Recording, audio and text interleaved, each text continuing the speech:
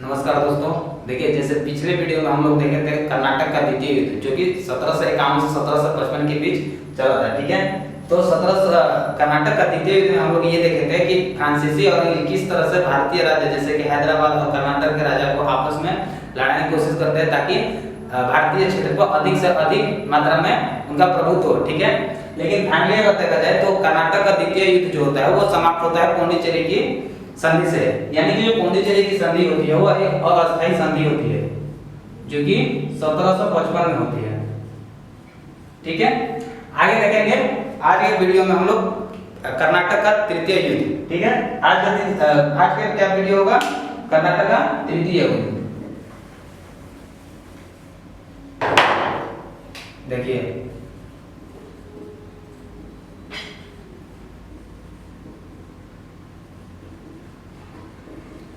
कर्नाटक का तृतीय जो कि 1758 से 1763 तक चला था। ठीक है, यानी कर्नाटक का तृतीय युद्ध अगर देखा जाए तो इसका तृतीय युद्ध होने का रीजन सबसे पहले देखेंगे। तो सबसे पहले ये देखेंगे कर्नाटक का द्वितीय युद्ध का पौंडीचेरी की अस्थायी संधि।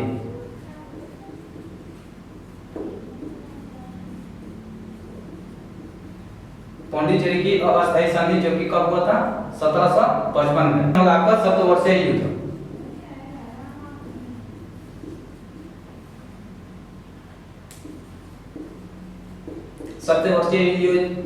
ये जो आपका चला था 1758 में, जो कि यूरोप में फ्रांस और अंग्रेज के बीच सप्तवर्षीय युद्ध चला था। तो ये दो मेन रीजन मतलब देखते हैं, पौंडीचेरी का अस्थायी संधि और ये सप्तवर्षीय युद्ध। ये जो मेन सप्तवर्षीय युद्ध है इसका प्रभाव जो है मतलब ये सप्तवर्षीय युद्ध का प्रभाव भारत में भी देखने को मिलता है, जो कि भारत अंग्रेज और फ्रांस के बीच होता है। ठीक है, अब आगे देखिए।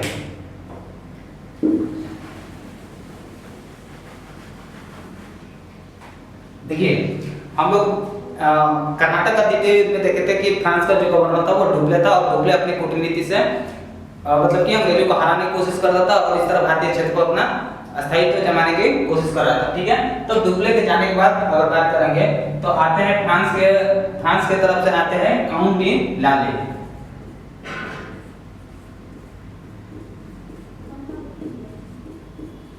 ये जो काउंट डी लाली है आपके 1758 में आता है। ठीक है, 1758 में आने के बाद काउंट डी लाली सबसे पहले सेंट डेविस फोर्ट।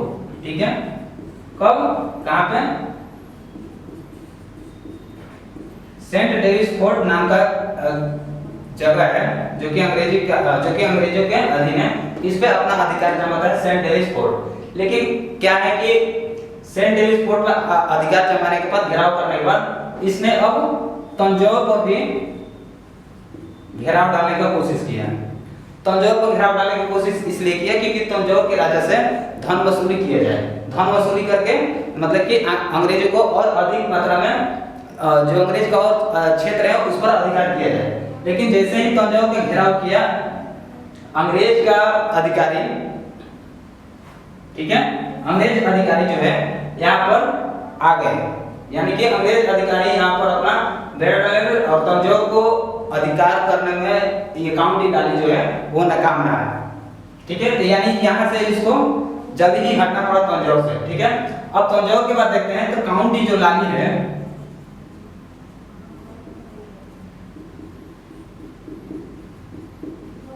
ये काउंट डी जो लाली है ये मद्रास की ओर ध्यान आकर्षित करता है। यानी कि अब तंजौर के बाद मद्रास पर अपना ध्यान केंद्रित करता है कि मद्रास पर घेराव डाला जाए। ठीक है, अब देखिए, जैसे ही मद्रास का घेराव करने के लिए जाता है और मद्रास का घेराव करने के लिए बुशी को आमंत्रित करता है। अब ये बुशी कौन है?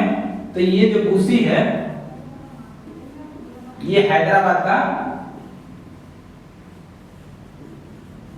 गवर्नर है। हैदराबाद का गवर्नर है जो कि अभी फ्रांसीसी ही है। यानी कि बुशी की सहायता से चाहता है कि मद्रास पर घेराव किया जाए तथा अपना अधिकार अधीन किया जाए। जैसे ही बुशी आते हैं ये हैदराबाद का क्षेत्र जो है वो खाली हो जाता है। यानी कि हैदराबाद वाला रीजन जो है वो खाली पड़ जाता है, जिसका लाभ उठाकर, ठीक है, जिसका लाभ उठाकर कौन? कर्नल फोर्ड अंग्रेज अधिकारी जो हैं उत्तरी सरकार पर, हैदराबाद के उत्तरी सरकार पर अधिकार कर लेता है। और इसके उत्तरी सरकार पर अधिकार करने के लिए हैदराबाद के शासक सलावत जंग जो है सहायता करते हैं कौन, कर्नल फोर्ड के। ताकि अब देखिए जैसे कि हैदराबाद से जो है बुशी चला गया है मद्रास के घेराव करने के लिए काउंट बिलाली की सहायता के लिए, ठीक है। और कर्नल फोर्ड जो है इसी का फायदा उठाया और सलावत जंग डर के मतलब कि सलावत जंग जो है डर की वजह से कर्नल फोर्ड का सहायता किया और उत्तरी सरकार पर अधिकार कर लिया, यानी कि उत्तरी सरकार भी अब अंग्रेजों के हाथ में हो गया, ठीक है। अब देखिए अब बात करते हैं, यानी कि अब मद्रास में तो घेराव पड़ रहा है, यानी कि मद्रास में घेराव हुआ, ठीक है। और मद्रास में घेराव रहने के कारण साल 150 तक अंग्रेज और फ्रांस के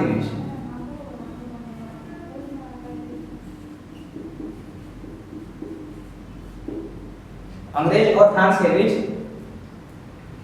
आपस में मुठभेड़ होता रहा, छोटा मोटा मुठभेड़ होता रहा। लेकिन देखा जाए फाइनली तो ये कूक जो है, जो कि एक अंग्रेज अधिकारी है, कूक जो है अपनी बड़ी सेना को लेकर हैदराबाद आता है और हैदराबाद के 1760 में कब 1760 में वांडीवास एक जगह है, ठीक है, जो कि कहां पर है, मद्रास और पौंडीचेरी के बीच में।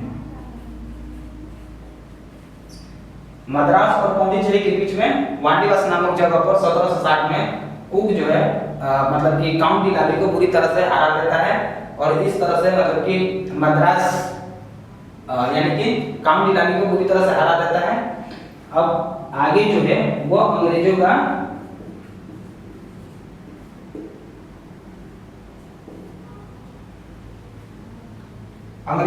है जो वह अधिकार हो गया है, यानी कि अगर देखा जाए तो पूरी तरह से अंग्रेज फ्रांसीसी पर भारी पड़े, ठीक है। फलस्वरूप अगर देखा जाए तो 1763 में फाइनली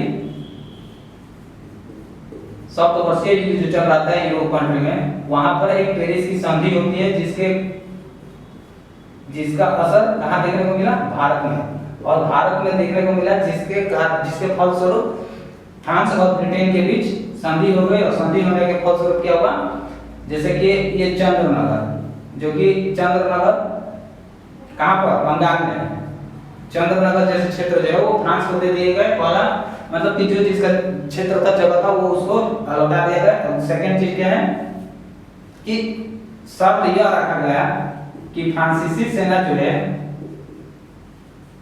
यानी कि फ्रांस गवर्नर जो है अपनी सेना भारत में नहीं रखेगा, केवल सेना नहीं रखेगा, ठीक है, केवल व्यापार नीति से अपना मतलब कि अपना व्यापार करेंगे, ठीक है। तो इस तरह से हम लोग देखेंगे कि कर्नाटक का तृतीय युद्ध समाप्त होता है, जो कि 1758 से 63 तक चलता है। और इस तरह से पूरी तरह से फ्रांस को हराने के बाद अंग्रेज का अपना भारत पर अधिकार हो जाता है और अपना व्यापार को आगे बढ़ाता है, ठीक है।